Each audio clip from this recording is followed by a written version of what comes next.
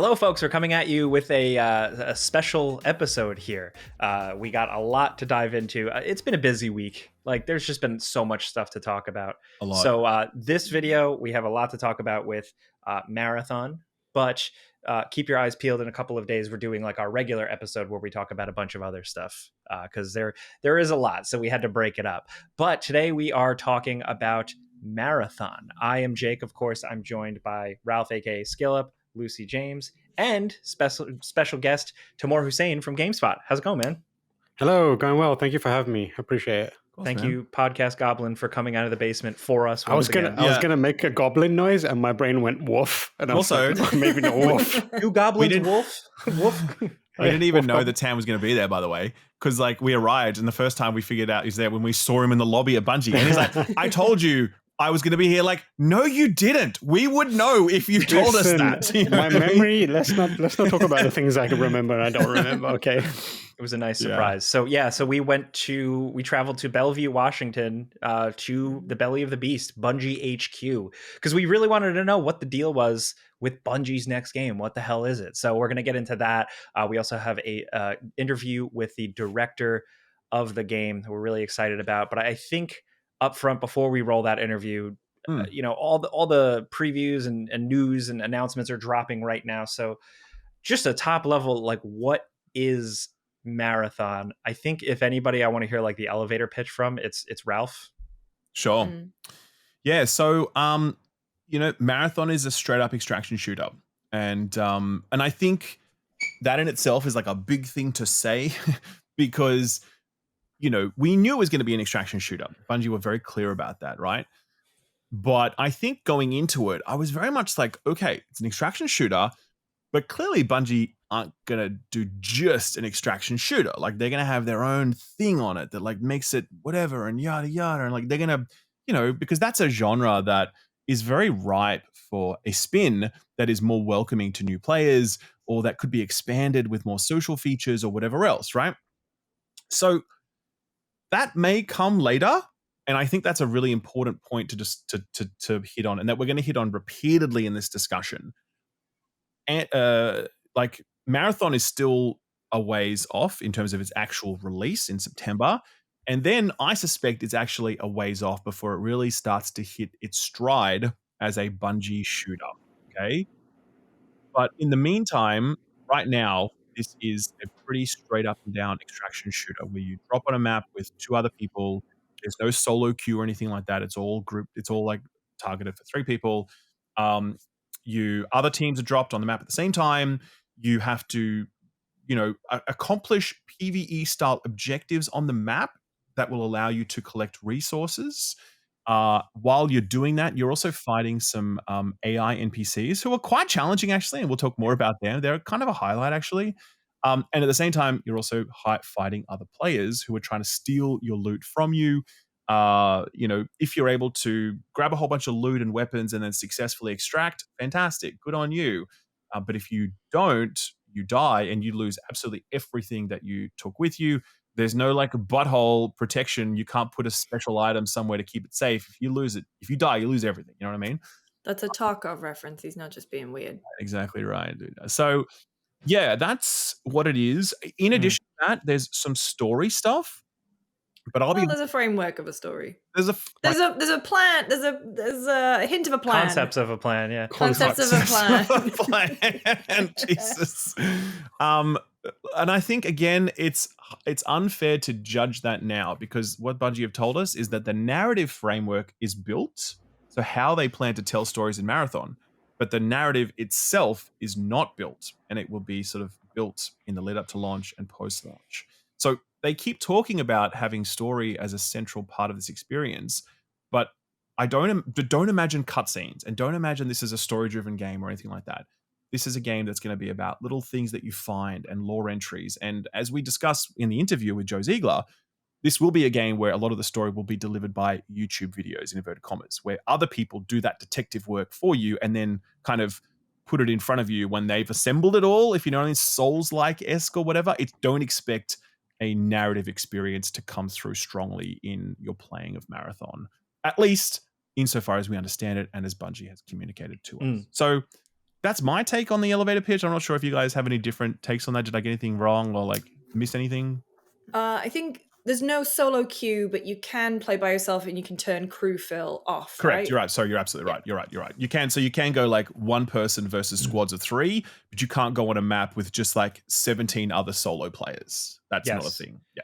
But the thing I think I found interesting is the emphasis on like, yes, Tarkov, like extraction simulator style game, but you're with 2 other people. So the trio thing kind of makes it a little bit more, I guess, accessible. That's probably their idea. And the fact that you can also be revived, you can be downed. Yes. But then because you have other crewmates, you can hopefully get saved and get a little extra shot. It's not just like a bullet hits you in the head, you don't know where it came from 8 miles away. It's not really that type of game. It still Yes. very much feels more like a Bungie thing, like a Bungie PvP thing in some ways. The subtleties and the differences we'll dive into more in the deep dive. But I think yeah, one thing I forgot to mention was actually the heroes or the runners they're called. So so this is again, we hear heroes and we think like Overwatch characters and whatever else. That's probably not quite the right way to frame it here. You know, there More are like Apex Legends. well, Yeah. yes, but even then, I feel like the kits of Apex Legends characters create a very stark identity with those characters, and I feel like it's much more subtle, the identity of these characters here. You know, Yeah, like, I think. I mean, we'll get into it. Yeah. But I think even in terms of the loadouts, or at least the abilities, there are some that are very similar to Apex. oh yeah, absolutely, Um, absolutely. but I mean, I don't think I felt like they were distinct enough. But again, we'll get into that. But Yeah, there are differences and subtle differences between the 4 of them, which Yes. we were able to play. And there will be. I think that's Sorry, Tam, you go. I was going to say, like, one of the interesting things that you said was like it's might not be super approachable. It's weird because it is both not approachable, but they're also doing things that make it approachable. Yes. And I left feeling like I wasn't 100% sure who it's for. Like the approachability part of it is one, the kind of like the team filling style thing, but also the design of the game is built to be not too overwhelming when you're playing it. There's not many mechanics that you need to think about. And if you have any experience with multiplayer games, you probably have a good idea of it. But that's happening because the characters' functions are pretty simple and Yes, nothing very else is simple. going on. Yes. And the idea of having bots around that kind of like you can just mow down quickly.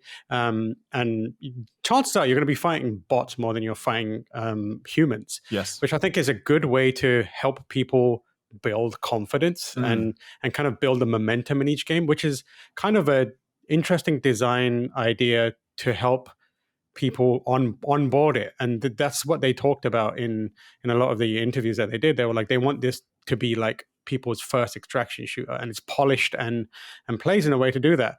But at the same time, I'm just like, yeah, but you're doing that because there's not a lot going on. Like it's just a weird dichotomy between them. Yeah, I agree. I think, and I think we'll throw to the interview soon. But yeah, one thing that I want to say right at the top is that like I had fun playing this. Okay, I did. I like extraction shooters, and this genre of game works for me. There were many aspects of this that I was enjoying. The art style is just like, dude, unbelievable. But again, not maybe not to everyone, because I have, you're going to see. I expect some different opinions on the art style, but whatever. Personally, I loved it. Right, those Bungie fundamentals are there. Right, the shooting and the movement and all that stuff. It feels super good. Right, so I had a lot of fun playing this, and I'm keen to play more of it. But I guess what I would say is that there's still some ways to go with this product in ways that I think we'll talk about after this interview. But I don't know how you guys feel about it. I guess we'll talk more about it. But how do you guys feel the very highest level about this? Did you have fun playing it the 2 days or whatever, or like where are you at? I had fun playing it. I think my issue is probably like, I don't know. They are kind of doing the thing where it's the concepts of a plan about the narrative, which is so strange because when I used to play Destiny, the narrative was something, and like those characters would be something to pull you through and give you a reason to keep playing. And they're talking about this being a social game, but there's no social space, and it also just feels like I mean, we played alpha too, don't get Yes. me wrong. So there's also that element of it where there was a lot of things that will be in the final game that we didn't get to experience. So I don't know. Right now, is it going to be my new online game? Remains to be seen. But I did really have fun playing it. Like, it did feel really good to play. And, you know, Tam and I were squatting up on the first day, and Jake and Ralph and I squatted up on the second day, and I had fun. Like, it just felt good bullshitting with your friends, playing a game, and you know, getting and I think those moment to moment pieces where you are coming up against all those bots, or you actually, oh my god, human, and then forgetting how to speak. You know, that's the kind of thing that I think it really excelled at, is like presenting those moments. But I don't know. There's something there that's just not there. I'm exactly with There's you. something there that's just not there. Right? It is. That's the next merch drop right there. I wrote that, I put that in my preview. It's like, it's weird because it has heart but no soul. It's just like, it's kind of odd. And also, the kind of setup that we had was in many ways designed to be ideal, because not only were we playing with each other, we were also around each other. Not like Jake. We were like able Not to, Jake. Not Jake. Jake is off in a separate little severance office. We were all having fun together in the big room, and he was on his Why did they do that to me? I don't understand. Wait, you were in a different area? Weren't you sitting behind me? So, no, he was in a little room. So here, okay, story time real quick. So Ralph and I show up to the preview event because we came in a little late because we were seeing Nintendo. So we got in the second day, you know, like a preview event with all these computers and all these like streamers and TikTokers and YouTubers like playing the game and stuff. And then there's us, and like Ralph gets a seat at one of those nice computers, and then they go, oh, but Jake, we ran out of seats here, but we have a special place for you. And I was like, oh, special treatment here. And they walk me down like a long normal office hallway past conference rooms and offices, and at the end of the hallway, a little office I get put in, and it's just nothing in the room, stark white, bright neon severance, like bright white, and then in the corner a little PC, and that was where I played the whole preview event. It's so sad, to be honest. I really hope that like they had a separate like lab rat thing going on in that room, like 100 cameras just like watching his eyes move around, just watching, watching. So it was an experience. I definitely I'm aligned with Lucy where it is fun. I got into it. I even got like little touches of like early PUBG, like how that felt to play that and like be looking around, scanning the environment for enemies and stuff. But there is definitely, to quote John Mayer, something's missing. But I don't know what it is. Sorry. So the Riz on that delivery right there. Thank you. So there's a lot to dive into with that, but just top level thoughts and feelings, description of the game. Also, we got to play a substantial amount. Lucy was there for 2 days playing. Ralph and I were there. Tam was also playing for 2 days. Ralph and I played for one long day. So we have some pretty deep impressions to dive into.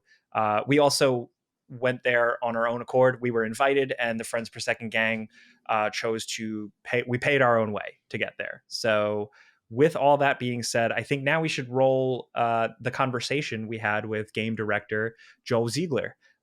Really good conversation. He's very excited about the game. So let's just jump into that right now.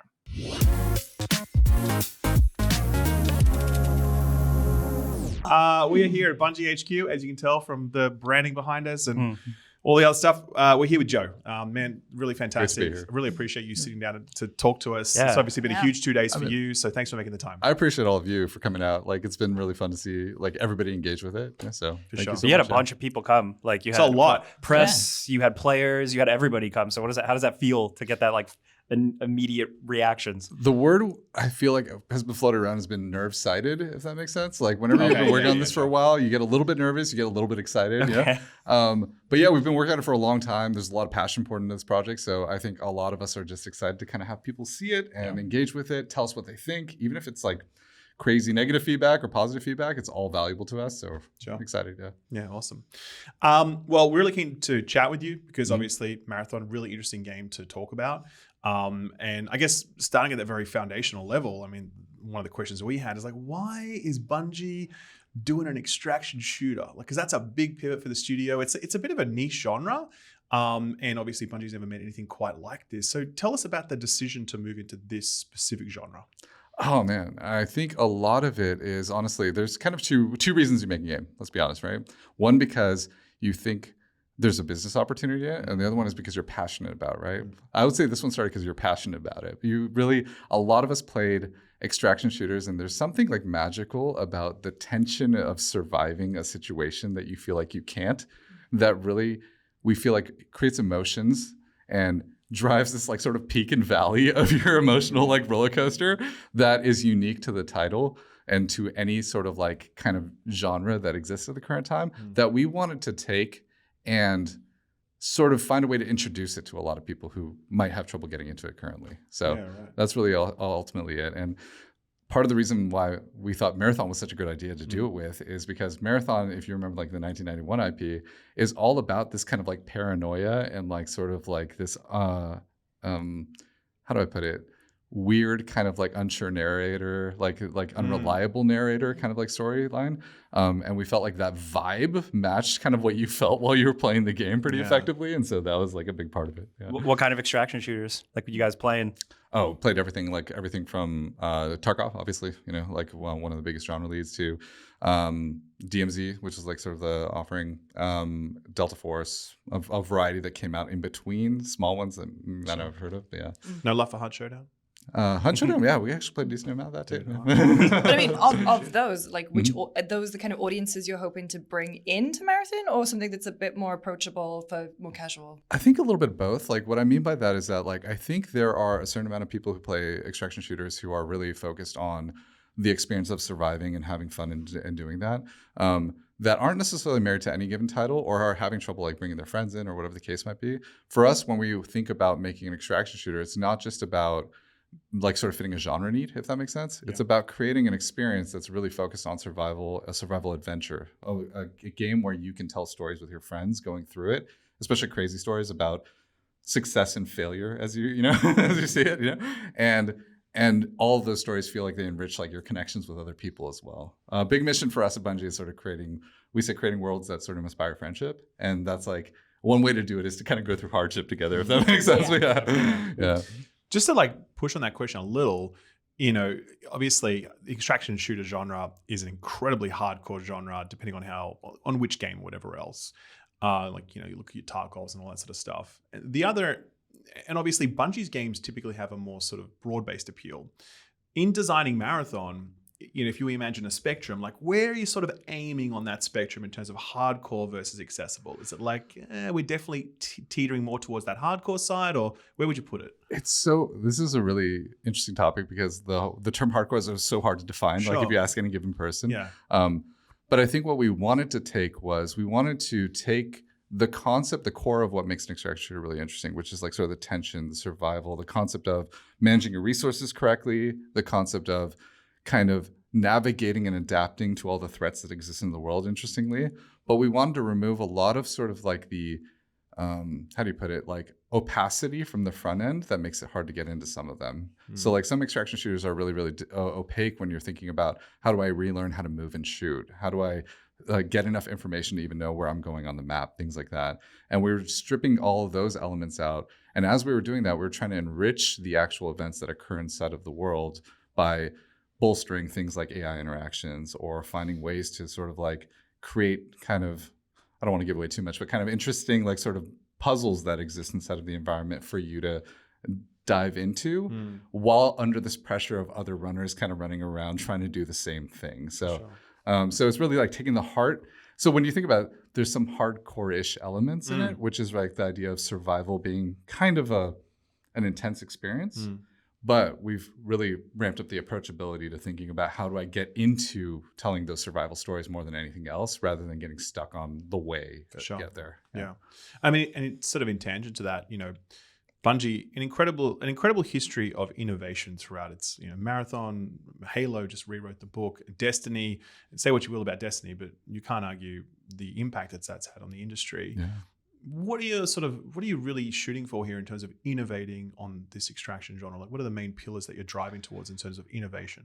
Yeah, so there's actually 2 or 3 different angles that we're looking at. We're really looking at it from like a social based like kind of angle, where it's like, what does it mean to be a part of a crew that's trying to survive, as opposed to survival has oftentimes frequently been sort of associated as like sort of a solo survival experience. And we're really leaning into what does it mean to sort of go on that experience with friends and a crew, which means we've invested in a lot of like mechanics and concepts around that. One of them is actually runners, where the runner idea helps the crew organize around like kind of how do I want to participate into a crew?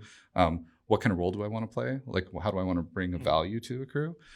Which can be really hard to do when that is all determined purely by the items that you find. So we built it into sort of like a kit that becomes part of a runner idea. Another area is that we're actually thinking about how do we play this across multiple platforms. Like, for example, like extraction shooters mostly are PC oriented these days, but we've built a lot into like sort of how do you use controller and do that? You know, how do you play in that way, right? And the third layer is I think we're trying to like do something a little bit quirky here on this front, but how do you enrich the sort of context of the world of that space? You know, like how do you care about like what's happening to the world, like what's happening in the narrative as you're sort of going through it, like are you investigating a mystery? Are you sort of like unfolding something that's happening there? So those three things I think are a lot at the core, but if you unwind any single one of those, there's just a ton of detail. So I'll probably stop there. But yeah. Well, because in terms of social, is there any kind of social space? Obviously, we're playing the alpha, so there wasn't, there's a lot of stuff in there that's not maybe finished yet, but I mean, is there going to be some kind of social space to hang out? No, like direct social space. And part of it is actually, it's complicated to think about a social space where a bunch of people are about to kill each other, want to hang out together. But we'll say that what we are investing in is sort of more the social bonds of the crew that comes together, you know, and how they get value out of one another. Like one of the biggest things that happens in like kind of more hardcore BRs or more hardcore extraction shooters is one person dies, they're just completely booted out. And if you're with friends, then all of a sudden you're like, okay, I'm going to sit on the side. I'll just watch. Exactly, yeah, which is like the worst experience, right? And whereas in this game, we have this idea that you can always kind of come back in. If your friends can pick you up, you're there. We wanted to sort of do iterations like that where you got automatic value from just kind of playing with people, right? But we do have other areas that are sort of more socially competitive that we're looking at in a post-launch world that have to do with the idea of how do I become skillful and then compare myself to other people and things of that sort. So I mean, when we're talking a minute ago about the story, about innovation, you said story is a big focus. Really keen to sort of dive into that a little bit because I mean, as we were here today, we obviously couldn't experience a lot of that because we're in a quick play test and we don't get the chance to dive into it in much depth. But we understand that the kind of narrative framework is built at this point and that you guys are looking to build the narrative content over the next little while and lead up to launch. Is that correct? Yeah, it's definitely true. Although I will say that narrative is slightly different in a game like this. You know? It's really hard to kind of think about. Let me rephrase this. There's an interesting conflict when it comes to PvP games and narrative, right? In PvP games, the majority of the narrative, you want to focus on what the player is doing and the story that they're telling of the actions they're taking inside of the game, you know? And so you don't want to crush that by basically forcing them into some sort of narrow box of what's happening in the world. So for us to make it breathe, where players can tell all sorts of different stories about what they're happening, we really focus on sort of providing what Julia, our director, has called systemic narrative, systemic narrative storytelling, which means that we're creating a context around the player, you know, a context in the player of a world that sort of is changing and shifting around them. But how they interact with it is done through things like the perspective of a runner taking contracts from their employer, whether it be a faction A or faction B or faction C. And then that gives a lens into the world that exists there. But additionally, on top of that, because our game is kind of about finding things and getting them out, there's also a sort of detective mystery kind of in there where we're building a system that's associated with collecting things. And then as you collect them, you'll get pieces of clues of what's happening in the world around there. So tangibly speaking, I imagine that a lot of storytelling is going to be, you know, for want of a better term, like on YouTube, or in the sense that like, you know, people are going to sift through clues and they're going to piece things together and then they'll tell the story about their own theory of what is happening in this world. And that's how a lot of people will see it, except for obviously the really motivated people who want to discover this stuff for themselves. Is that right? Yeah, definitely. I think that could definitely happen. And honestly, both outcomes are kind of fine with us because it creates a community discourse, right? Like some people are going to opt out of caring about the story. They're just going to be focused on playing the gameplay and things of that sort. But for those who really care about it, we want to give them a way to piece things together, give them a chance to sort of work with other people to sort of discuss, you know, have some sort of open-ended questions that they might be theorizing around. So, And in terms of like delivery mechanisms for the story, is there stuff we haven't seen? Like, excuse me, like dialogue or like voice memos or cutscenes? Like what? There are things like that planned in the feature that I was mentioning before, the sort of collection-based feature. Cool. But some of the things you'll unlock might be some of those. Interesting. So, Okay. Nice. Yeah. So more mechanical sort of questions. Really curious about the development of this game. Yeah, please. So how long exactly has Bungie as a studio been working on Marathon? I can't tell you exactly. Someone asked me this earlier. Right. And I was Is there a ballpark? it's like- Is it like... I want to say more than 4 years. Okay. About there, yeah. All right, cool. So, And how many people have worked on it at different points in terms of ramp? And how many people are on it right now as it's kind of looking to get out the door soon? right now we have not much less than about 300 developers working on 300, it, okay. I would say. Right, okay. I don't remember the exact number because obviously Sure, shifts and yeah, of it course. shifts all the Yeah, time. right. But yeah, that's about the size, yeah. Okay. Yeah. And you came on board as game director how long ago? About 2 years ago. Okay, yeah. right, cool.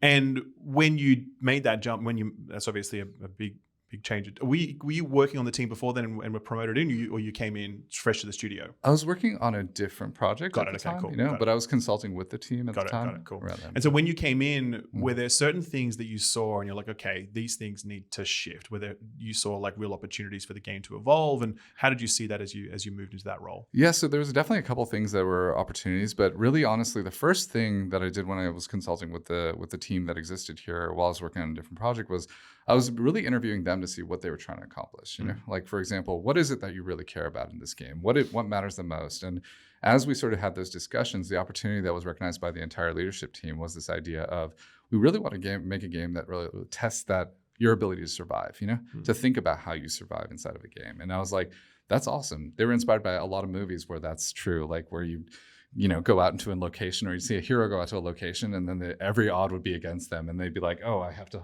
hobble together a way to get out," right? And so I was like, "Okay, we can make that game." Now, how we make that a game?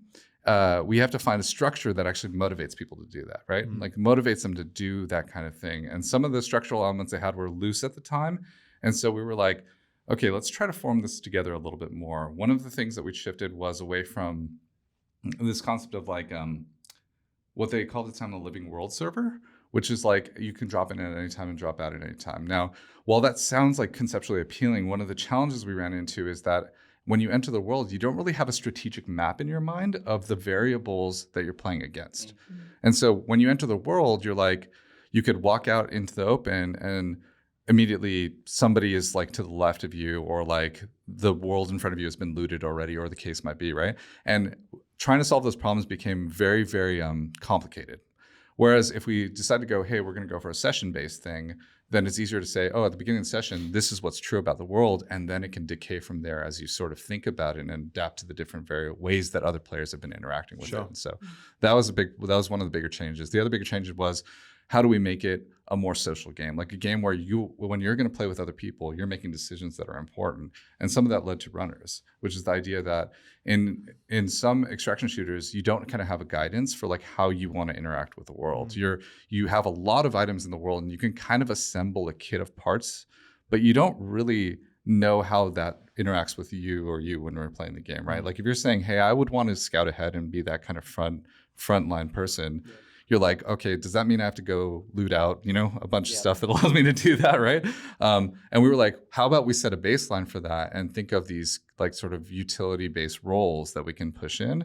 And then what is the most exciting way we can deliver that is by kind of giving them personalities and giving them visual looks that are really cool. So, yeah. Sorry, Luke, you go on. No. I was going to say, and those characters, is there a plan to tell stories centric to them, or is the story more about the world and the broader dynamics? I think the story is more about the world and the broader dynamics. Right. So each one might provide a little bit of a lens into that world. Sure. But really, honestly, I think the star of the show and is ultimately sort of this marathon world, right? The Tau Ceti world, the marathon ship, things beyond potentially as we're going further into season. So. You've got those big name voice actors. You've got Ben Starr in there. We've recognized the Ben Starr Lions. got such a great voice, doesn't he? He does. He's amazing. The GOAT. Yeah, seriously. So again, more sort of fairly specific questions. Matchmaking. You mentioned in the presentation that there is going to be something to protect less experienced players from matching with highly experienced pros. Yeah. Is that a kind of like, MMR ELO system, or is it based on time, or what can you tell us about that? So we're starting. I'm not going to reveal too many of the details of it, but what I will say is that our first priority is, especially in this first season, is twofold. One is to sort of make sure that as players are learning the game, we're kind of separating out the players who are still learning from the players who are kind of gaining a lot of the map knowledge of the game. Part of it is because game knowledge plays a big part in games like this. As you learn more about the world, you learn about the nooks and crannies that you can navigate inside of it. You learn more about how the situations unfold and how you can evade or like interact with those situations. And so what we wanted to do is sort of create a first layer that says, hey, as you're gaining game knowledge, you're kind of not just using that to stomp on people who are brand new to a map or something of the sort. That was the first part. The second part is our main goal is to learn enough to actually kind of continuously refine that as we go along. Yeah. So as we're going into it, we're starting at that layer. And as we see players like sort of adapt and mold to kind of what that means, season 2 is going to have more needs. And so we're kind of shifting as we're going into this. That's interesting, yeah. So really interesting. So you're going to have 6 runners at launch. You're going to have 3 maps at launch. This is going to be a premium product. People they're going to pay for this, right? And have you announced a price tag yet? We have not, I don't think, yeah. Okay, right, cool. So obviously, there's always lots of discussion around a game like this having a price tag, obvious parallel being something like Concord. Does that premium price tag make you at all nervous going into this? Do you feel confident that is not going to hinder the success of the product of the game and the population, etc.? Yeah, it's interesting. I think for this particular genre, I think there's a variety of different entrants that have come at like either a box price or not, and I don't think it's really massively influenced either side of it. Now, obviously, we're hoping and we are aspiring that what we're showing, is going to be exciting enough that somebody's going to take the leap with us. But we are also committed to delivering on seasons past this, that will continuously sort of offer to evolve the game and things like that without an increase to the box price. So there's a lot of really, what we're hoping everyone understands about the game is that we're really focused on committing to like sort of making this a game that's really awesome, and we feel like that starting point is really strong at the current time. So but I mean, obviously everyone's got their own definition of like what is what's the right price of anything, of course. And as we sort of deliver that information, we're hoping we hit the right price that makes you feel it's worth your value. Awesome. And I mean, like a big part of that is obviously you want the community to be a part of that and go along with you. Pete Parsons gave like an intro in the session, and he said, this is the most community-driven project Bungie's ever done. Can you clarify what you mean by that? Yeah, absolutely. So I think the cycle of like working with different testers and creators, we've invested a lot in sort of constantly iterating our game alongside both creator feedback and also tester feedback as we've gone along. We have a pretty robust like user research thing that's focused a lot more on experiential like iterations than anything else. I think typically when you think about user research, you think like a bunch of like lab rats in the science room, right? the one-sided glass. But like it's actually evolved a lot, and our user researchers are very much around understanding and developing a relationship with the testers and understanding really what they're looking for from the experience, what kind of frustrations they're running into, what kind of motivations they're trying to drive inside of it. It's very much a dialogue more than anything else now. Especially as we've been testing with creators, we've actually been opening a lot more dialogue with the different testers that we've had. So we run even internally sort of like monthly discords with like a lot of the testers who played before, so that we can actually get continuous feedback and things of that sort. So I'm a big believer in sort of just kind of keeping close to a player, if that makes sense, right? I feel like once you start thinking of players as just like this faceless mass, you're kind of losing the point. If that makes sense. So to me, seeing the product that we're making and the game experience we're trying to deliver, and being able to tell us along the way all the things that are resonating, us doing the work to analyze it and sort of get to the point of like, where are the common trends? What do people really care about and not care about is worth it. Yeah. In connection to that, obviously, Bungie spent the last sort of 10 years building a very vibrant community that's, focused on a PvE game. And this is obviously very different. What are the things about Marathon that you think will really appeal to a Destiny player, or if any? I think you're pitching directly to one. Yeah, exactly right. Well, sell me. It's really interesting. I do think that so there's a couple things that I think on the baseline appeal from Destiny's side. Like I'll be honest. One is probably just the gunplay. Bungie's very much like got a long-term legacy of sort of building this very action kind of good feel touch. Both works on controller, mouse, and keyboard kind of gameplay that works for FPSs, right? And I think as we were building it, we were really trying to like make sure that part was incorporated well, even as we tuned it to make sure it kind of fit a variety of scenarios inside of our game. So that's number one.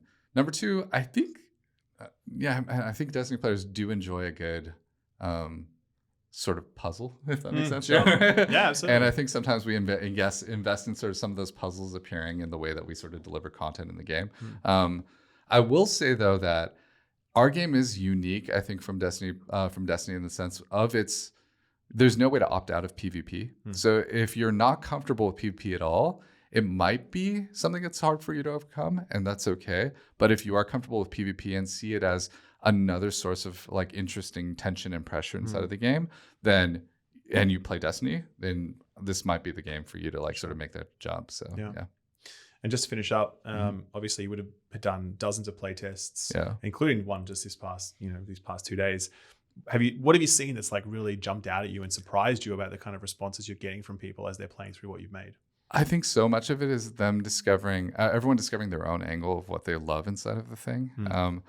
Like I will say the thing that really energizes me, if you want to know, whenever I go into these things, is like going in there and playing with everybody and just hearing all the crazy chatter that comes from it, right? Like it's just, there was a lot. We were there. There's a lot of it. It's like, there's some phrases that are already going around. Organically come up when you play. Yeah, definitely. Yeah. But it's like nothing is worse in a testing room than a quiet room. Yes, that's true. Like the best thing in a room is when you just hear a lot of shouting, a lot of like just random like oh my god, I can't believe that happened, or whatever the case is, right? With just those moments, just it's exciting because people are feeling things. They're feeling things and they're sort of reacting to things and they're caring about stuff that's occurring inside of the game, and that is amazing. You know, that is an amazing feeling because you spend a lot of time crafting experiences and especially with PvP experiences, they tend to be more open. So you hope that they discover the moments where all those things converge and happen. And when you see it happening a lot, then you get super excited. So, and that is the fuel that's sort of firing me right now. But Well, we really appreciate being out here and getting the chance to play it, and really appreciate your time. Obviously, it's been a huge 2 days for you, and you must be exhausted. And this is at 5 o'clock, the last interview of the day, so we appreciate it a lot. And genuinely appreciate wish you all the best. Yeah, and good luck look on forward launch. to checking in the future. Oh, thank you so much, and I really appreciate all of you coming out. I know that's it can be a lot of work to like just come out here and hang out and sort of like actually listen to all of our presentations and see all the gameplay, but you've been delightful. So thank you so much for coming out. You heard that, everybody. He said we're great. Delightful. They are delightful. I don't know. You guys Lock think this it is in. all just like personas? No, they're actually good people in real life. So yeah. All right, thank you again. All right, take it easy.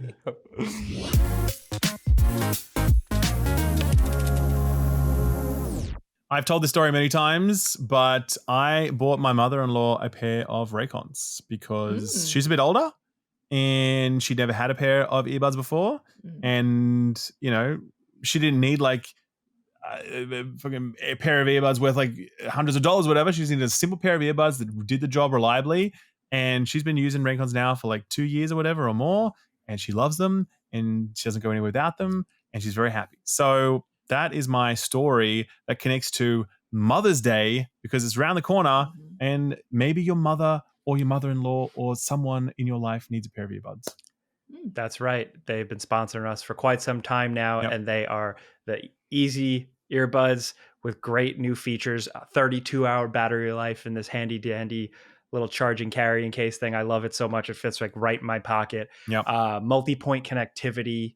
It's sweat resistant. There's a lot of stuff. It's like you got a lot of bang for your buck. I also got a pair for my mom for Mother's Day because she's an outdoorsy person. Sure. And these things hold up like no problem. You get caught in the rain, no problem. They're designed very well. They don't fall out of your ears. Yes. But God forbid they do. They could take a whack.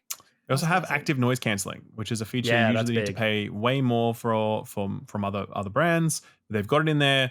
That's really good, especially if you're outside and like dealing with traffic or whatever or other background noise. Very convenient. I do find them really comfortable. I do find the battery life to be great.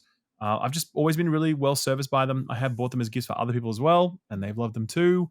I have multiple pairs because it's just convenient to like have like a pair in my gym bag and also a pair by my bedside or whatever. So, and this is the thing, because they're affordable, like they're significantly more affordable than other brands. It's easy to do that, and easy to grab them as gifts. So maybe that's something you want to do. What do you think, Luce? Yeah, I mean, hey, if you want to go do that, go to buyraycon.com/friends right now to get 20% off site-wide. Raycon is offering 20% off site-wide when you go to buyraycon.com/friends. That is buyraycon.com/friends. Thank you so much to Raycon for sponsoring this episode.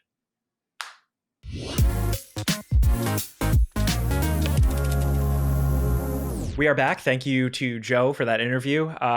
Definitely interesting to hear from, I guess, from the horse's mouth, like what Bungie is thinking, what they're going for with this game. So now that we've talked it out, top level, what it is, I think it's good to just dive right into real temperature check.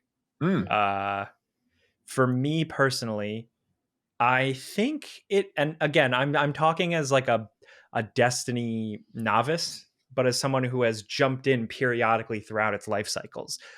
To me, it feels like Destiny 1 at launch, where there's a lot of cool stuff and the framework is there and it's fun running and jumping and shooting and enemies are exploding. But there's just, I'm looking for like the through line. And here, I don't know what it is in terms of like what we kind of hinted at with our first part of the conversation is the social aspect, how that works, the story, how that works, and kind of also how that's connected, right? Because a big part of the busy work for this game, like what keeps you continuing to go in and extract, isn't just the loot, which we'll dive into, but also a faction system that essentially gives you go to these factions to get extra little objectives and things to work through and pick and check off as you're doing your extractions. And for me, calling them factions is one thing, but like they were kind of just like menu screens with more things to do. So did you see the little they had like a little intro video, and like as you kind of progress and get like your notoriety or whatever increases, you get to unlock more factions. The one question we forgot to ask was, does aligning with any one faction cut you off from another one? That would be so interesting, and how they would try and work that into a multiplayer game. I would like to see that, because it's really, for me, it's just kind of like a framework for nothing but checklists and things to do. And then also it kind of opens up a sort of upgrade system, kind of like an upgrade tree. Those upgrades were sick too. Like those are really potentially useful. Interesting. Yeah. But then like at the end of the season, that whole thing's going to reset. So you basically spend a season doing your faction contracts and then using your certain amount of your faction points to turn that into those upgrades. And so they could be stuff like expand the size of your vault. They could be, there was one that I got because one of the things that I found was really interesting, I actually thought it was a bug at first, is that when you are looting, first of all, there's no loot all button, you have to go through individually, but also loot takes a second to unscramble. Yeah. To actually say what it is. And one of the faction upgrades that you got with, is it New Caloric? Because they have all these great cyberpunky names. Sure. Was that like that would be faster.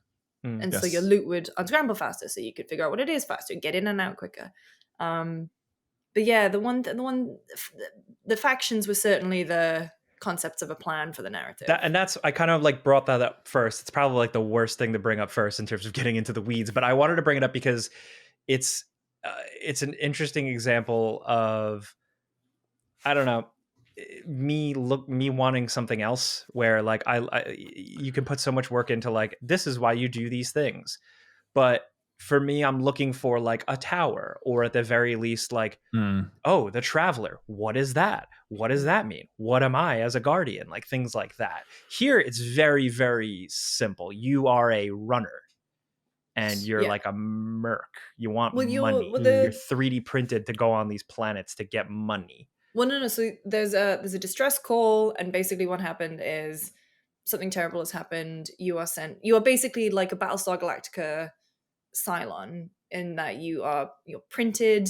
You collect as much stuff as you can, but basically the intergalactic planetary body, the UESC, I think it's basically wants you to stop looting on the planet or wherever it is that you go, because one of the maps is going to be the actual ship, the Marathon.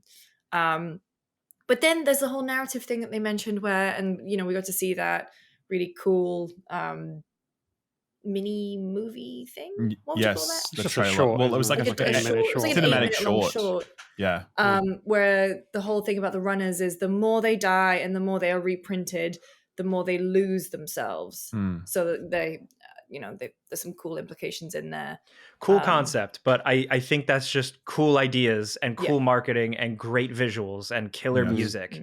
That doesn't really, for me, translate as much over to the gameplay. The thing, just to pivot to a bigger point to kind of refocus, is you mentioned that whole like, they lose a part of themselves. Maybe that ties into what I think is one of the more interesting things that they're doing is consistent resets. So Ralph, would you like to explain kind of like how the resets go? Especially as someone who plays games where resets happen and people care about it. Yeah, I mean, it's quite antithetical to the Destiny audience preference, because you can't take like a gun that a Destiny person earned 6 years ago. You can't take that gun off them without them getting upset. You know what I mean? But here, what will happen is that there'll be seasonal resets, which is a very common thing that occurs in the extraction genre. And it's a complete wipe of all of your meta progression in terms of your factional unlocks and all the upgrades you've got through them. But it's also your inventory, your arsenal, everything, every item, every gun, everything you've collected over the span of that time of the season will just be deleted. Everyone starts fresh every season. So for a Destiny person, that's probably going to freak them out. But like, this game is so different from that. There's no point in making that comparison. Like, this is how this genre works, and it's necessary that this genre works this way, because otherwise you have this massive amount of loot just floating around in the economy. In fact, Joe Ziegler revealed in a Q&A session that items have a hidden durability stat, whereby as they get passed around from player to player, when you kill someone, pick up their weapon, etc., that durability will degrade, so that eventually when you kill someone, they might not have a gun on them because their gun broke in that moment, and you will not be able to do that. That is a necessary evil in a game like this. Otherwise, you get to an end of a season and everyone has all the best loot all the time, and it doesn't work, So yeah, the reset thing and the loot economy management is integral to this genre, and Bungie are approaching it in a fairly traditional way. Tam, what do you think of the loot overall in terms of not even just like how cool the guns are, but like how it changes your character, how you play, stuff like that? Yeah, so I think it's really interesting because the wipe system kind of feeds into, I think, the items that we had to begin with. Like, my worry about the wipe system is like, if you can't make stuff too valuable, or you can't let people get attached to things, which is like, and then I found a weapon called the Repeater, which I was like, I'm never putting this thing down. And I was thinking about it, like, if this thing gets wiped and even if I put it in my vault, I'm going to be so mad about it. But the loot itself, I think, it didn't drastically change the way I play or the way my character functioned. Like I played the same way that when I had just a normal submachine gun as I did the Repeater, but it's weird because I didn't find myself like getting involved in like super strategy around the guns, but beyond like the basic multiplayer stuff, which is like you can't use a shotgun at long range style thing.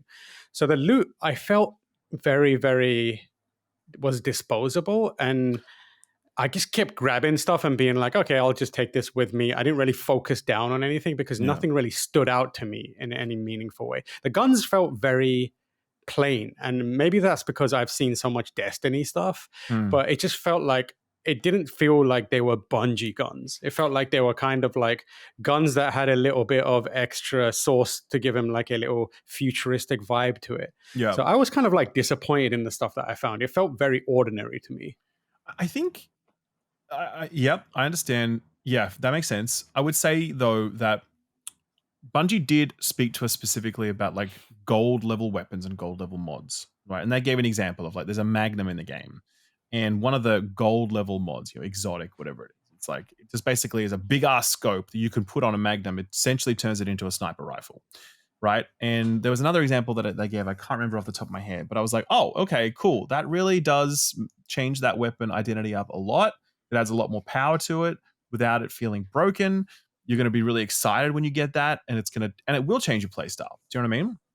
I also think there are, high level weapons where most of the time we were using like blues and whites and all like the lower level shit. Mods as well. There are mods that you put on that you pick up, and they change weapon handling and whatever in subtle ways, but like, yeah, certainly notable.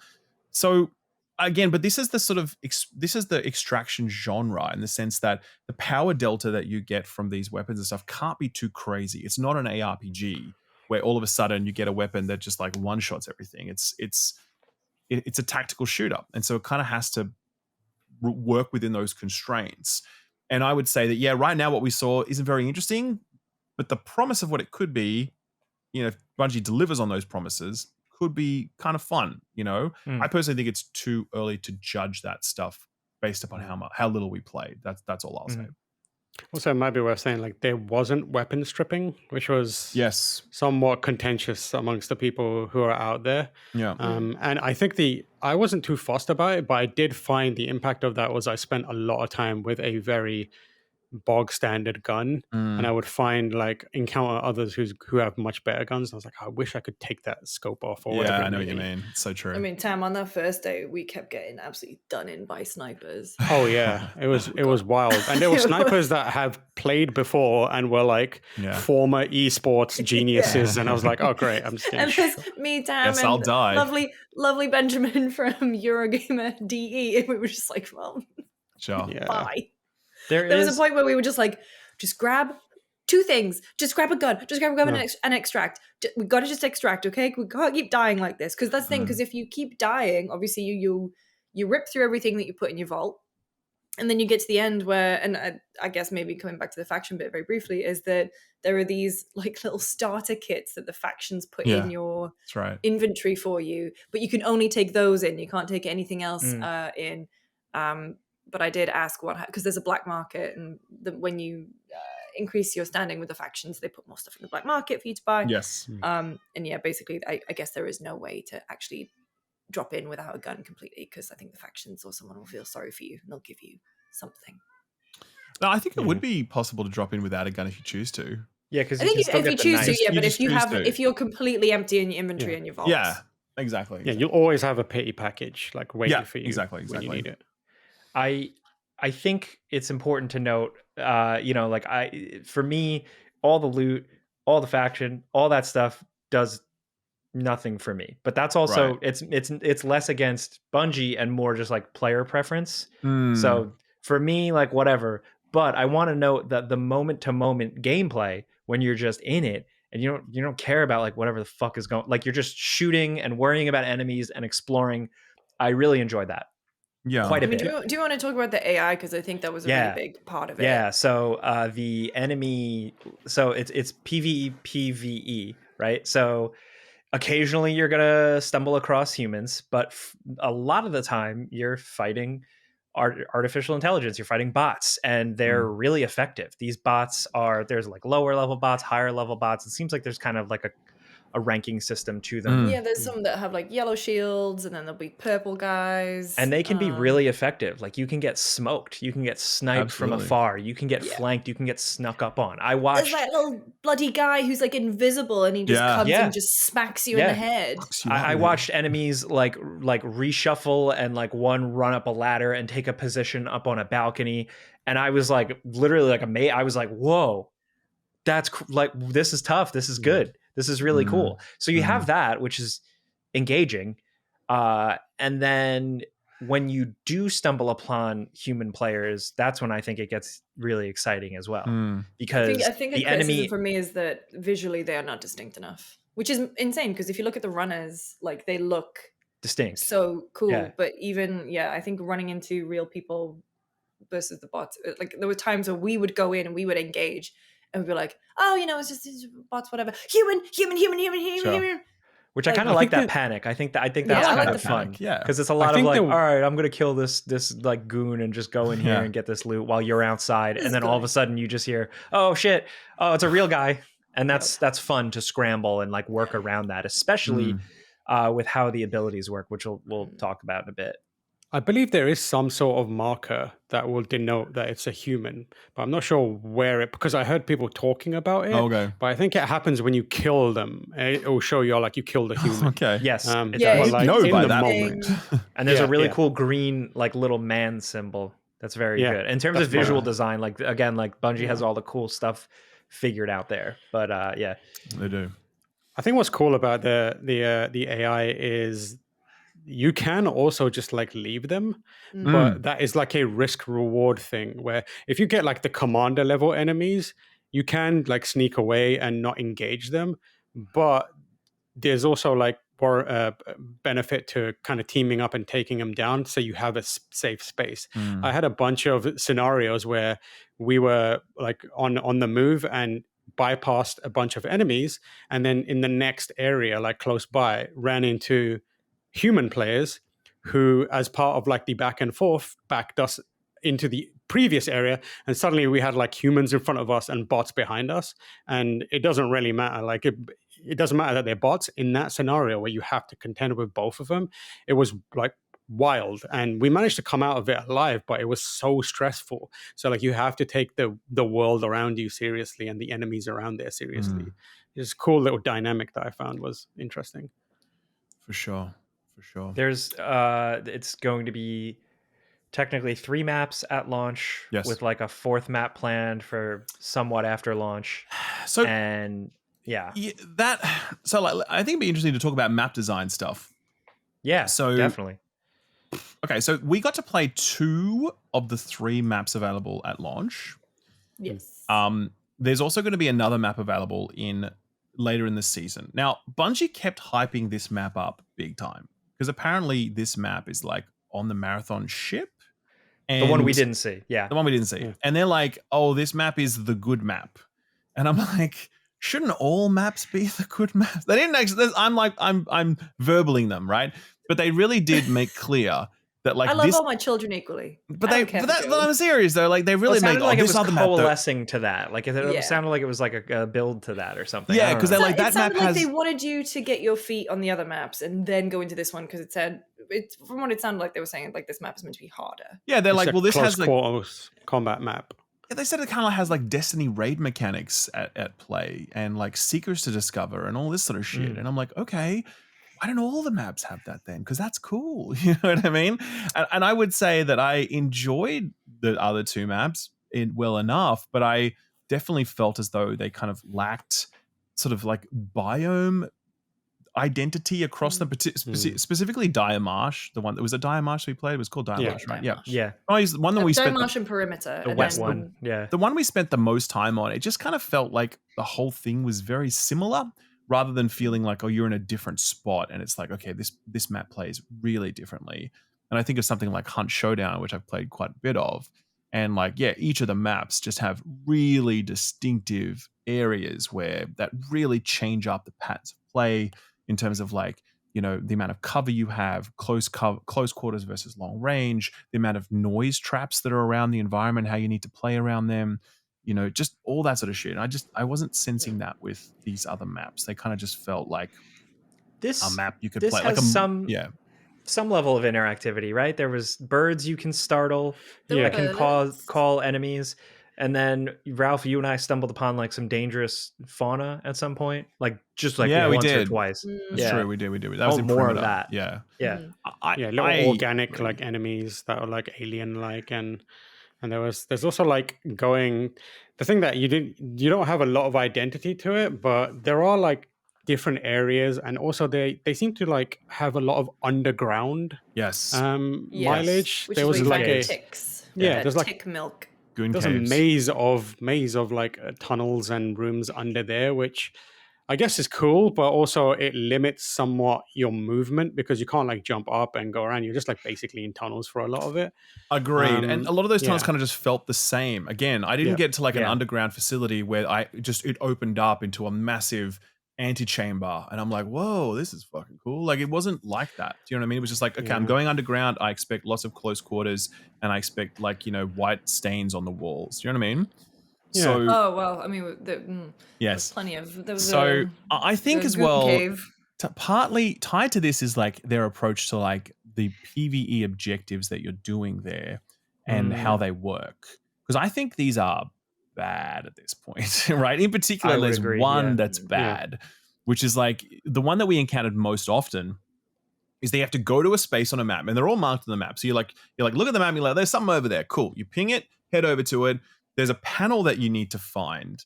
Okay, I found the panel. On the panel is a number, and then you hit the keypad, and at that point, a bunch of other panels in the environment become active, and they're all sort of highlighted just in the overall HUD.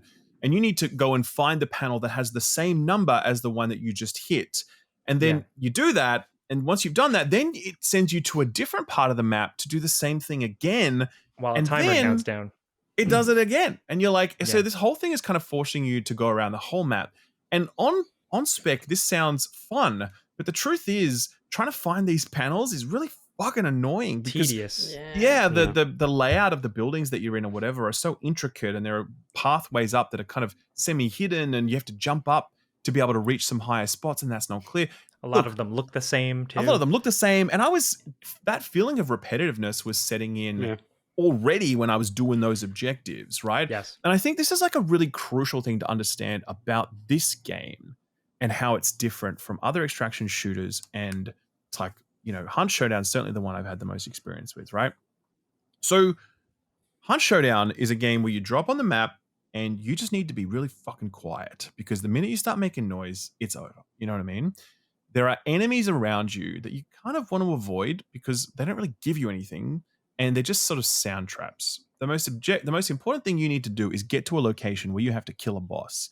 And that boss is like a tense fight, can be quite tricky. When you're fighting it, there's like a big pillar of fire, of smoke that throws up above. Everyone knows that you are there. Everyone knows you are doing this. The whole map is focused on that. And you are like really fucking tense in that moment. Then when you killed that boss and you get its thing, you need to haul ass out of there to an extraction zone, and players will know where you're going most of the time, and they're going to be hunting you, and they're going to be like in the fucking weeds waiting for you to get to the thing, and they'll just steal the thing that you took from that boss as you're trying to extract or whatever. An incredibly tense loop that's like, just it's tense, okay? Marathon's not like that. Marathon is much more chill, and it's like go in there, fight a lot of the bots, because there are a lot of the bots. Do a lot of these PvE activities, which again, there's quite a few of them, right? Making noise isn't really that big a deal in this game. Everyone's just kind of making noise a lot of the time. You'll hear gunshots and be like, okay. Yeah, but there isn't like that central, and I guess this is kind of one of my overall points about Marathon. Like, it doesn't have that one thing that it's adding to the extraction genre that really makes me go, fuck, man, they've got something here. You know what I mean? Like, it's a very capable, fun extraction shooter that I enjoy playing, but like, where's that loop that I described in Hunt? Like, I could just jump back and do that right now. It's just so good. You don't understand how good it is. It's so good, right? This doesn't have anything quite like that. It doesn't have the Bungie version of that loop. This is very much just like drop on a map, kill some stuff, do some sort of semi-annoying PvE stuff, and then like get out of there. And it's pretty, yeah. Do you know what I'm saying? The other thing that is weird about it is like, there's no reason to hunt other players. Like I found like everyone can have their own like little experience and just carry on and get out. Like I was never in a situation where I got to an extraction point. I was like, oh man, there's players waiting for me here, and I've got XYZ thing. Not a single extraction involved another team coming up to me. The most I had was like one random enemy. And also it does this thing like where it plays an animation where you're getting like beamed up or whatever. Yeah.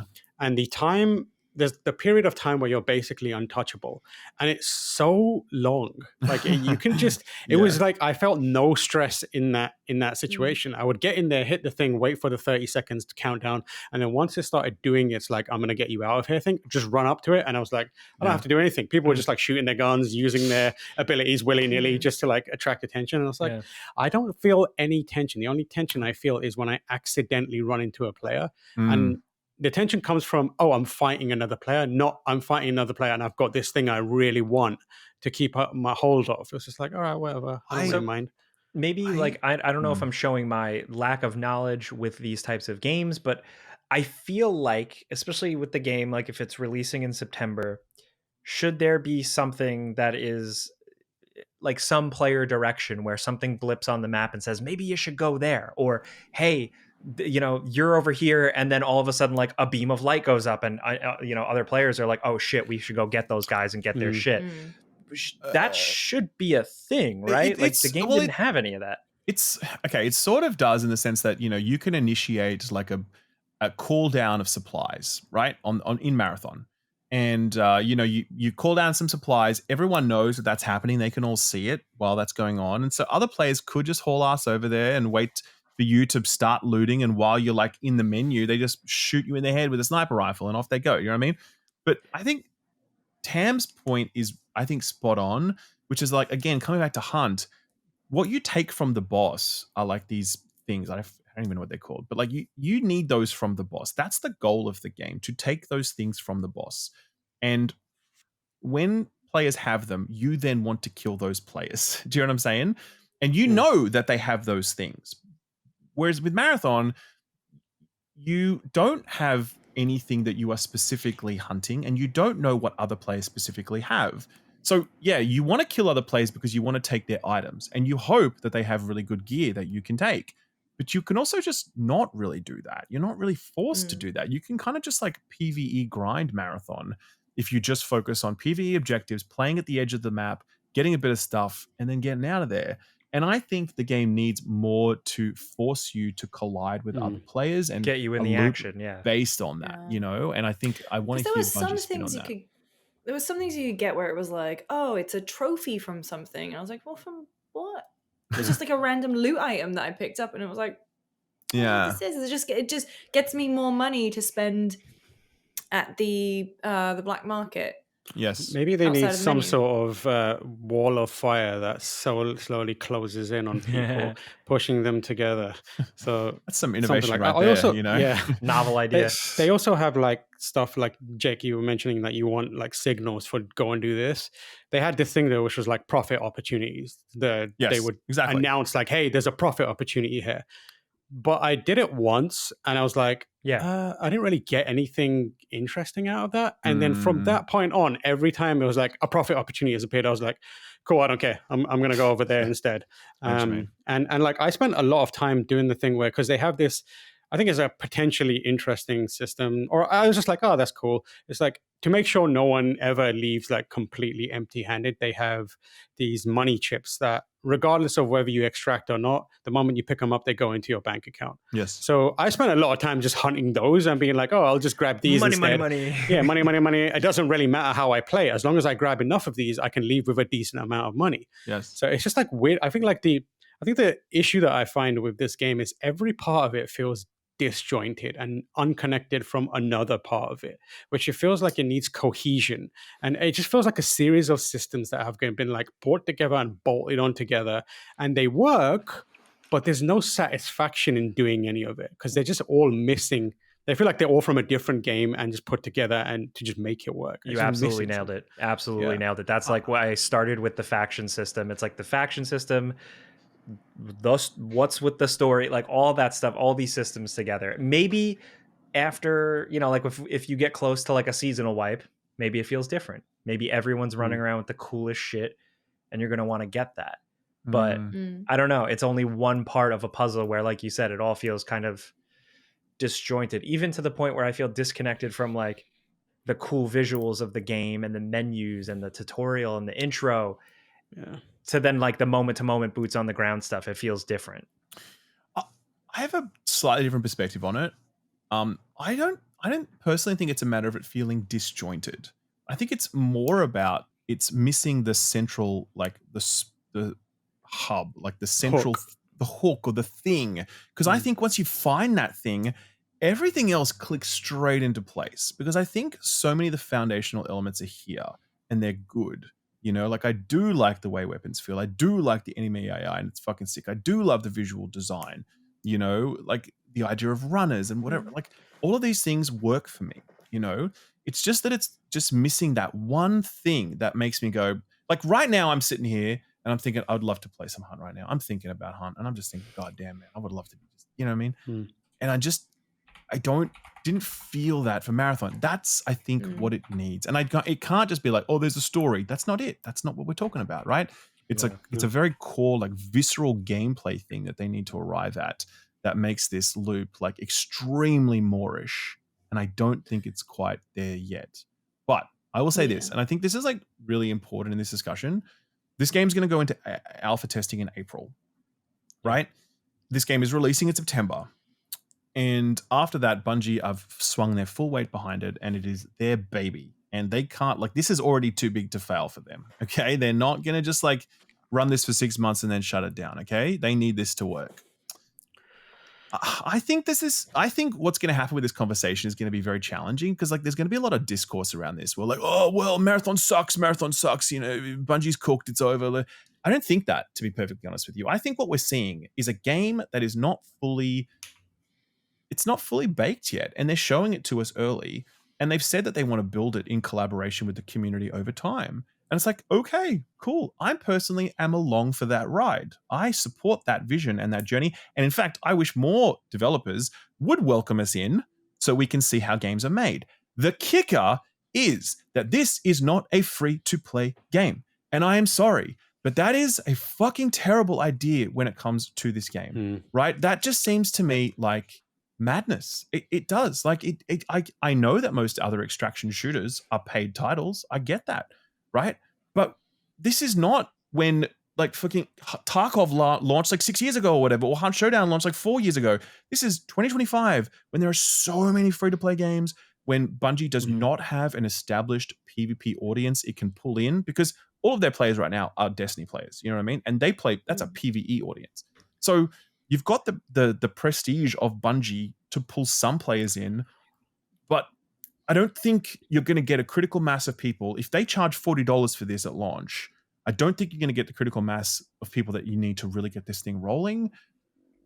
I really hope Bungie don't charge a premium box price for this, because to me that just seems like that would be the worst. Yeah. I don't know how you guys feel about it. Am I wrong about this? No, I 100% agree. And that's why I put in my preview. It's like you don't have a differentiating factor.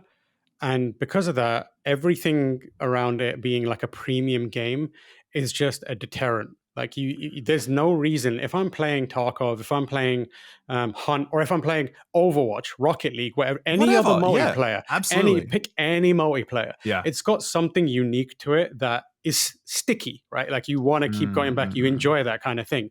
So that you don't have that already. And what you're trying to do now is get people who have invested money, hours, months, years into other games to either leave that behind or split your attention. And the kind of like prospective game that you're presenting to them is something that is bland and is not fully formed. And I understand the idea of like presenting this game that is, you know, we're going to work on this together. And like I wrote in my preview, I trust Bungie to do that. They've done it twice now with Destiny and Destiny 2. Completely. However, we live in a different age now. Like we live in an age where people make quick decisions based on first impressions. And when you're trying to lure people over from other games that their friends are already playing and they have an inbuilt community and investment in, not having that magical piece of it, I don't think it works. And then you put a price tag on it and a battle pass. I feel like people are going to look at that. Yeah, and I think people are going to look at that and be like, no, I've got 1,000 hours in Apex. I'm going to go play that instead. Not for me. Yeah, I think there's the Bungie goodwill that is gonna just buy into it and see what's up. But yeah, it comes down to the type of player you are. Me personally, I don't want to be along for the ride that long. You know, and it has to have a sticky factor too. If anything, it's something where I'm like, oh man, this game, like it's you know, it's not really along yet, but we're giving feedback because it's about being on a skateboard with guns at the same time. I believe in that mission, right? So for this, it's like, I don't know if I believe in that thing or just love Bungie enough on its own to just buy in and be along for the ride. Yeah. Especially because like making the game together as a community can go both ways. I don't know. I feel like, again, there are so many other games. Life is short. Time is short. I like community building games when it comes to quality of life, balancing, shit that just generally just bothers the community and the developers can fix. But like beyond that, like I don't like, you guys are the game makers, like come up with the fun stuff, you know?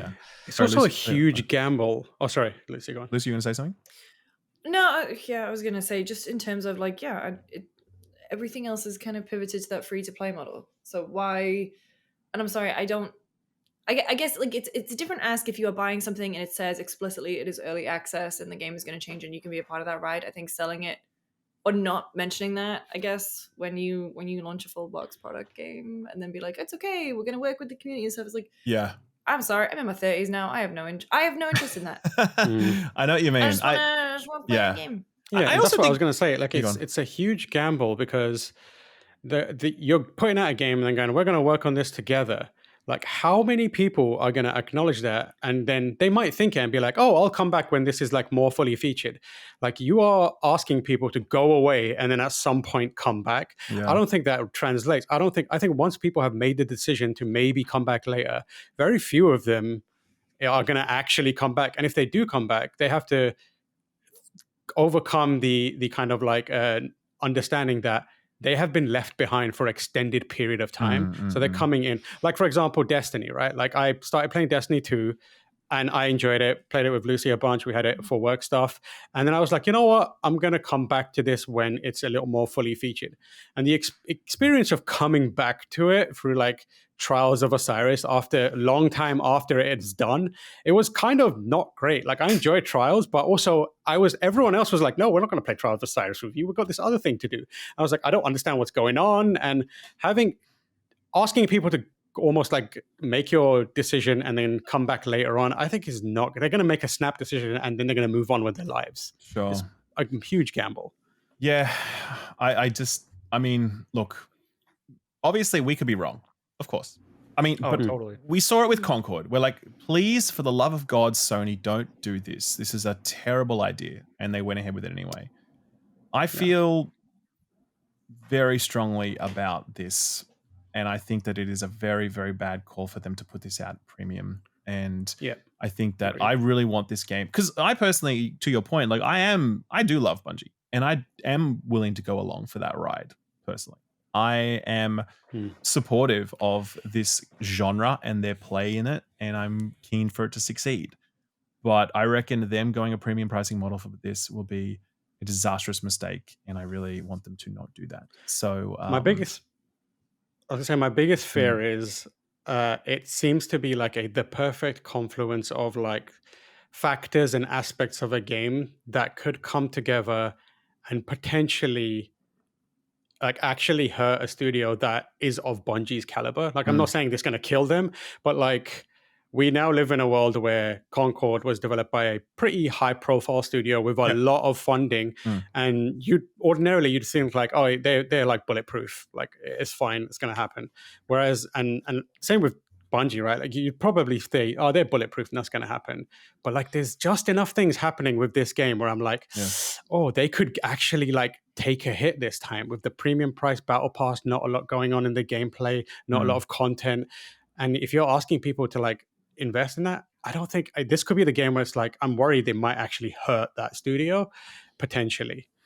I mean, that makes sense. I mean, personally, I think that at a very high level, I look at what Bungie did with Halo, and they're like, we're going to make shooting on a console as good as it is on a PC or better. And they did that. That was the ambition stated, and it was mission accomplished. Then with Halo 2, They're like, we're going to basically invent online multiplayer on a console. Do you know what I mean? Mission accomplished, done, right? And then obviously you had the rest of that trilogy, which was about, you had like custom maps, and you had the sprawling space saga, and you had ODST, its whole new vibe. It became more interesting on a narrative sense and sort of expanding out from the edges, okay? All successful. Then you had Destiny. Now, Destiny was a fucking train wreck at launch, but it had like a promise. It had like an idea. It had a thing that you could buy into, even if the thing at a basic level was shit, okay? And that thing was like MMO light, live service, evolving world, raids. And like, again, it took a long time, but mission accomplished, man. And Destiny has changed the industry. It has. Like it or not, it has, okay?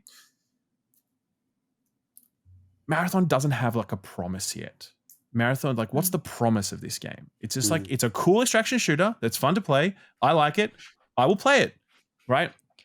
But Is it just console accessible, like extraction shooter? More accessible extraction shooter? You can play it on. You can play Hunt on a console. You can play Hunt on a console. That's true. I think that's still for sweaty nerds. Absolutely, it is. Absolutely. The thing that they hold up as being like a big thing for them is a polished extraction shooter with a low barrier of entry. And I can say it is polished. It doesn't have the Eurojank most people. So is Hunt, I don't think they, by the way. Yeah, I was going to say, like, I don't think that like that is a unique thing for them. Like it's and also like the other part of it for me, Destiny, there was like a narrative promise as well that I really, it was a big thing for me. Like I was into the whole like what is the traveler thing? Yeah, that really worked on me. And me too. to this day, I have no idea what the traveler is. I had no clue, but I still think it's pretty cool. Like this big floating planet. It's there. What is going on with this thing? What is the final shape? Yeah, what is it? Is it a square? Now, okay? Is it an octagon? Like, what happened to Cade? Yeah, but like Marathon doesn't have that. There's zero intrigue, and like there's zero like emotional or narrative promise to it. So from a gameplay perspective, there's no promise, and a narrative perspective, there's no promise. Yeah, what am I buying into that game for? I know, and I think as well, like, I think we should probably like when you phrase it like that, we need to like confirm the word promise. That's not to say the game has no potential. What we're talking about is that like what's this game sort of like promising to the market? What's it promising it will be? What's it promising it will change? Like, because again, I think this is a solid enough extraction shooter, but I think Bungie have always done well and truly more and had more ambition than than what we're seeing right now. Yeah. It's possible that actually there is more that we just haven't seen. It will come online and between now and launch. And maybe that other map is so good that it actually does silence us. And I think that's another point. Don't forget, Destiny 1 was basically saved by the Vault of Glass. Okay. It was like one experience that everyone's like, all right, this game fucking sucks, but the Vault of Glass is cool and I'm going to keep coming back for it, right? It's possible that map experience is that good, that it does that, and it, whatever else. But it's like, well, that's the case. Probably let us play that now in the alpha so we can see it rather than launch it midway into the season when it's kind of like, trust me, bro, and then that changes the whole conversation about this game. It weirds me out how similar the trajectory of those two games are. I agree completely. Like I find it so weird that like they are putting out something that is not that interesting, but then going, we got something coming. It was exactly the same with Destiny. I'm like, why are you doing this on purpose? Like, it just felt bare bones at first. Like you're like, what is this game? What are we doing? Like, during the presentation, and I actually applaud Bungie for this, and a lot of people are going to shit on them for this, but like during the presentation, they said repeatedly, they're like, we have changed direction on a lot of things as we go during the development of this project, right? They were very transparent about that. Now, that's probably not very smart marketing, right? Because it can definitely let people spin a message of like, this has been directionless and you've rebooted it constantly and whatever else. The reality is they're being open about the fact that they've changed it up as they've gone. And again, I'm okay with them being honest about that. And I'm okay with them ideating on things and figuring out things as they go. But again, when you're asking for people to pay money for something, it's like that's not my problem at that point. It's like, you've asked me to pay for a finished product. Is it going to be finished at launch? Sort of, but is it going to be like a really ambitious shooter that I want to buy into and, make my like main game for the next few years of my life? I'm not seeing how that is going to happen at this point with what I've seen of Marathon. I feel like it's primed because it has like all those elements floating around it. Like I really am into the visual design. Yes. It sounds corny to be like I'm into the marketing, but they have like this whole catchphrase where it's like true, though. it's like computer code and it's like escape will make me God. It's like so cyberpunky Yeah. and so cool. And it has that, it has the music, it has the vibes, it has also the secret weapon could potentially be the marathon stuff because this is connected to the original marathon games. They say like, the way it kind of rolls out, it's a little different. It's like adjacent to it, and events might have happened differently than they're right. They're like we're going original. to retcon a huge amount of the story. They actually did say that like we're going to So I don't know. I think marathon fans are going to be mad about the way that. that you thought it did or something. Exactly the way right. you remembered it. I was like, all the 40-year-old marathon fans are going to be like, what the fuck? Like, yeah, true. Yeah, and also I wasn't going to play this game be... anyway, but I'm so mad now. Like that's definitely going to happen. Are they going to be the people who enjoy the kind of storytelling that Bungie is setting up for this, where it's like hunt for this story and piece it together and then go on YouTube? Like, I don't know. I mean, man. I'm sorry, dude. I am not that person. That's a turnoff for me. And I know, like you like gotta like love the stuff. gameplay. You gotta love the gameplay. I am that person. Yeah. I am that person. I'm just like, I'm not doing that, man. Yeah. Like, there's nothing in the game. There's no like, you want me to find like, extra bits or pieces to this puzzle that doesn't exist. So I'm just like finding stuff. I'm like, I don't get it, man. I don't understand. I feel like talking about that stuff and how marathon could be the secret weapon, like the lore and the visual design and the vibes and the music and the cyber. It feels like when concept art leaked of Destiny and you were like, I want to believe. What the hell is that? And eventually, like obviously Destiny like won when it launched. It was not that, but it kind of blossomed into that. It absolutely blossomed into that. It absolutely did. Yeah. Any suggestion? We're going to get Grimoire cards again. Essentially, yeah. Like it kind of seems like that's how some of it's going to go for now. Yeah. So cards locked behind an ARG. I'm gonna be really interested to see how the discourse on this goes. I suspect we're probably like, I don't know, like we're probably going to be a little bit more cool on it than a lot of other people were. Like we were there by surrounded by content creators, and like they were really having a great time with it, and we were having a good time too. I guess. Oh yeah. But I mean, like, I don't know, just my general vibe is they're probably like a few notches down versus other people in terms of excitement for it. But like, I really want to finish this conversation by being like, I personally support Bungie. And I know people hate this studio. I get it. Honestly, in many aspects, you're right to, for sure. Right. But, most of the people that I've spoken to there are like really talented and like they really love what they do. And I'd like them to stay employed, to be frank. You know what I mean? Mm-hmm. I applaud them for like going out and being honest about this game's development journey. I applaud them for giving it alpha this early on and letting us play test it well in advance. They were asking for so much feedback. They were asking for feedback, and they were being well intentioned about that. They said they want to build this with a community.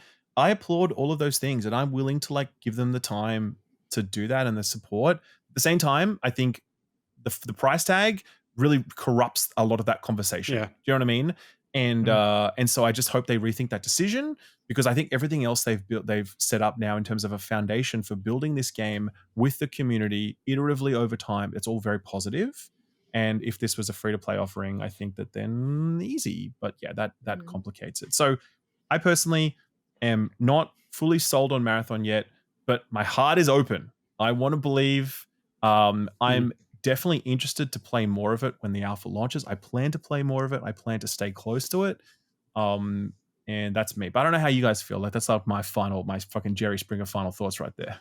That's right, man. Remember Jerry Springer? Yeah, you do. Rest in peace. The GOAT. Is he dead? No. Yeah, he died. Is he dead? No, Jerry He's alive. He died like Okay. last year. No. What? I feel like he did die. I think he is dead. Yeah. No, dude. I feel like I would know if Jerry He died Springer April died. 27th, 2023. See, he's Fake dead. fan. There you go. Fake fan, man. That's right. Oh my god. Right. Well, Wait. Jerry. Well, One of the first people also ask is, why did Jerry pass away? Well, Why? He stirred Gang some shit in violence. his time, man. He's gonna have some enemies. dude. You know what I mean? Yeah. So, anyway, No, those are my I'm- thoughts. I Where am are you guys at? I am aligned. Definitely. Okay. I, especially as someone who I might be one of the more negative ones because I'm not into this type of game, but I look for reasons to really get me into it. And, the jury's still out. I'm kind of mixed on if it's going to get me in. But again, Sure. I'm like into Bungie. I like what they try and do. I like what they have accomplished. And there are things here. There are nuggets that I want to see where they go. Yeah. Yeah. That's the thing. I had my Overwatch phase. I had my Apex phase. I had always a phase of having an online game that I went back to. Is Marathon going to get me back gaming with my pals? I don't think regularly, but just a game to drop in and play. It felt really good. I had a lot of fun playing with you lot. Yeah. Jellybean. You're also really good. Because you always pull the whole I'm but a feeble gamer. Like you always pull that card, and you were smoking dudes. Call an ambulance, but not for me. And maybe that's why I'll play it, because it gives me a boost in my self confidence. But no, I think the other thing is that to Ralph's point about it being a full price product, if it is, you got to look at the broader market dynamics. world. Yeah, you got to look at that. I mean, we'll be talking about Switch and Switch prices in the other episode of FPS that we're doing this week. But what is the magic sauce? What is the thing that is going to pull people away from the game that they already own, or the free game that is probably going to launch on Steam this week? 100%. So that's going to be a very, very interesting thing. And it's also,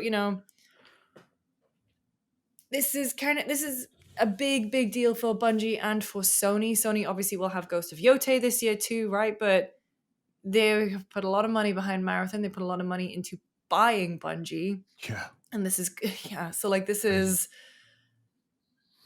going to be very interesting to see play out. And, like Ralph said, I hope it succeeds. Yeah. And, with all of the things that we've said today, we're still playing it so early. They have been talking about their commitment to building it with their community.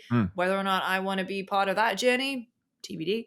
But it's gonna be an interesting one. Yeah. It's also, I don't know, you don't see big games like this with all of the Sorry, my phone loaded. I'm like the one guy that still has a ringtone on his phone that makes noise and doesn't have it in silent.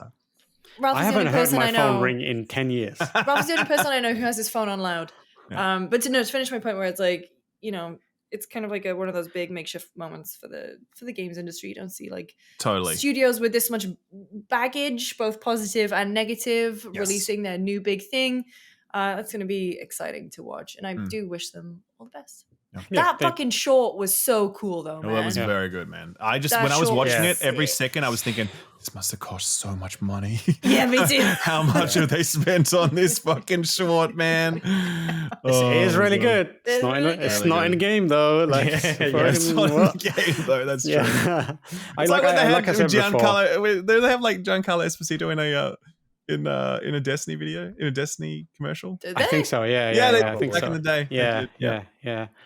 I said this before, but John Hammond they are a studio that has made that kind of process work multiple times, and I have nothing but confidence that they can do it again.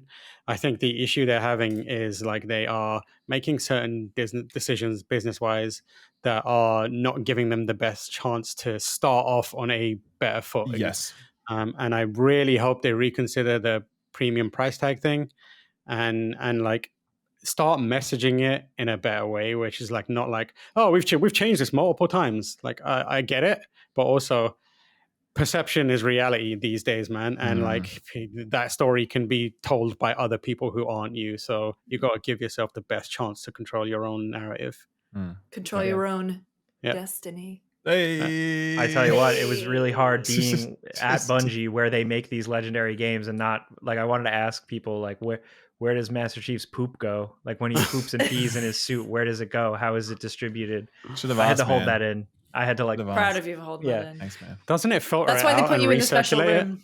That's exactly it. Like a Fremen suit. Okay, I reckon that's it, huh? What do you reckon?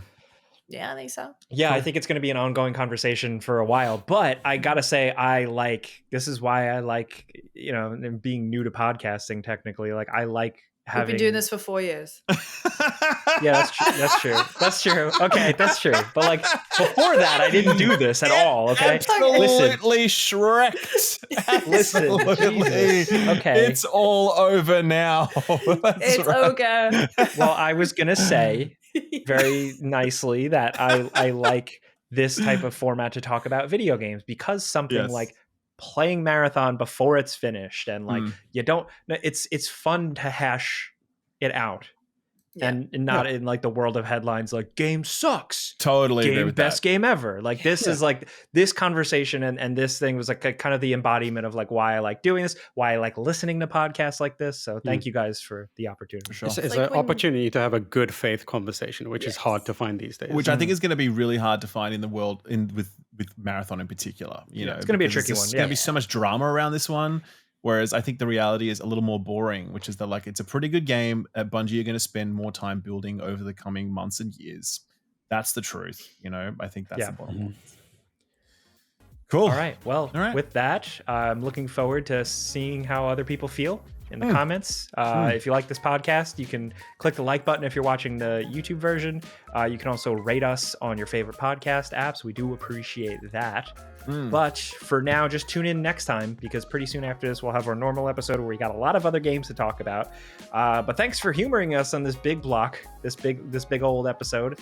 And we will see you guys in the next one. This has been Friends Per Second. Tie your shoes and go to bed. What's so funny? I was thinking about all the times I tie my shoe and go to bed. Like, I love it. My sheets are full of mud.